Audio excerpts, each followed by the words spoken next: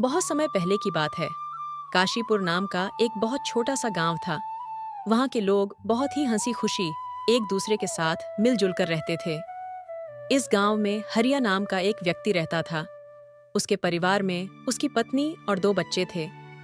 हरिया के पास 2 गायें थीं, जिनका दूध बेचकर वह अपने जीवन निर्वाह करता था।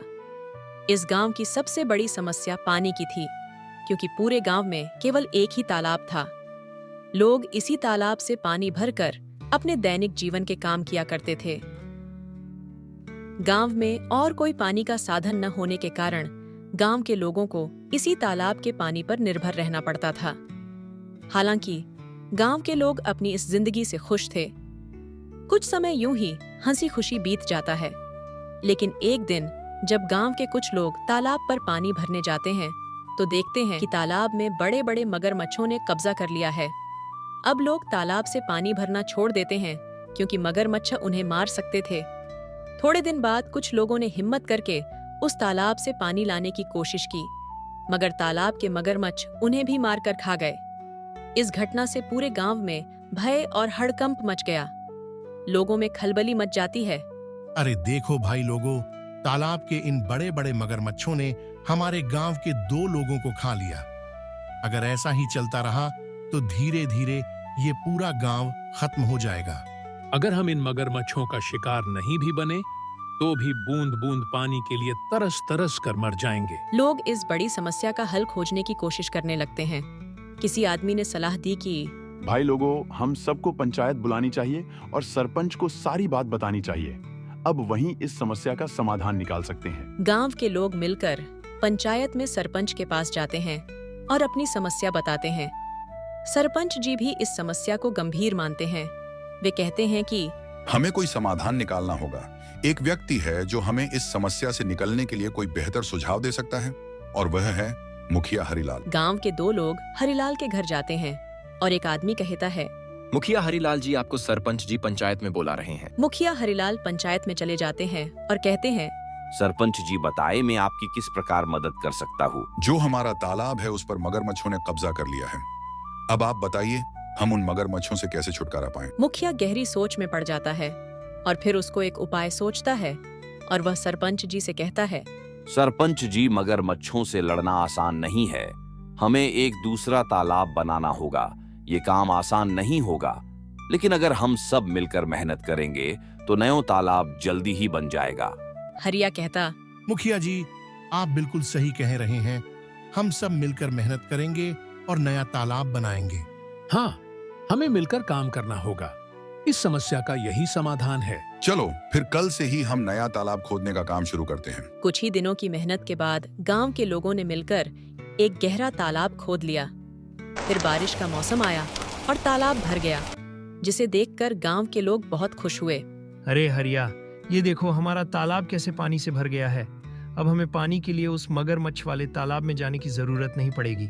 हम यही पासी के तालाब से पानी भर लिया करेंगे। हाँ काका, आज मैं बहुत खुश हूँ। आखिरकार हमारे गांव को इस पानी की समस्या से निजात मिल ही गई। अब हमें पानी के लिए मगरमच्छों वाले तालाब में जाने की जरूरत नहीं है। ऐसे ही कुछ दिन हंसी खुशी बीत जाते हैं। गांव के लोग तालाब के होने से बहुत खुश थे, लेकिन एक दिन गांव के लोगों की खुशी को जैसे किसी की नजर ही लग गई। सुनिए जरा, ये तालाब से मटकी भर कर ले आना।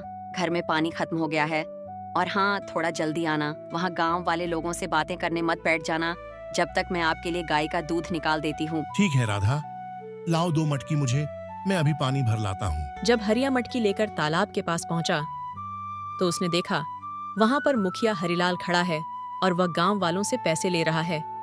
हरिया ने एक व्यक्ति को रोककर पूछा, अरे भाई, ये मुखिया जी किस बात के गांव वालों से पैसे ले रहे हैं? अरे भाई हरिया, क्या बताओ।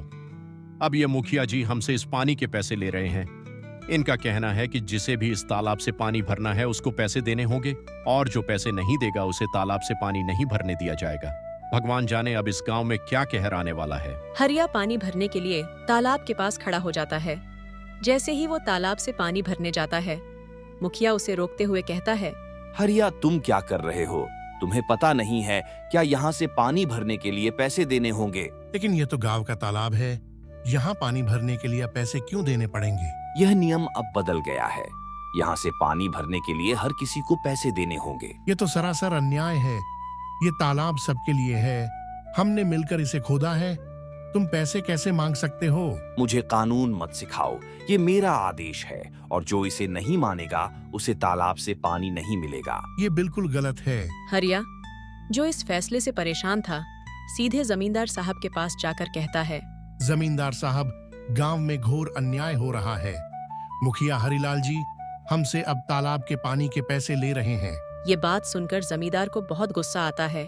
वे कहते हैं, तुम चिंता मत करो, मैं अभी अपने 2 आदमियों को भेजकर हरिलाल को अभी यहाँ बुलाता हूँ। वे तुरंत अपने 2 लोगों को बुलाते हैं और उनसे कहते हैं, जल्दी जाओ और मुखिया हरिलाल को यहाँ बुला कर लाओ। वह दोनों मुखिया हरिलाल के घर चले जाते हैं और मुखिया हरिलाल से कहते हैं, मुखिया हरिलाल जी, आपको जमींदार साहब अपने घर बुला रहे हैं।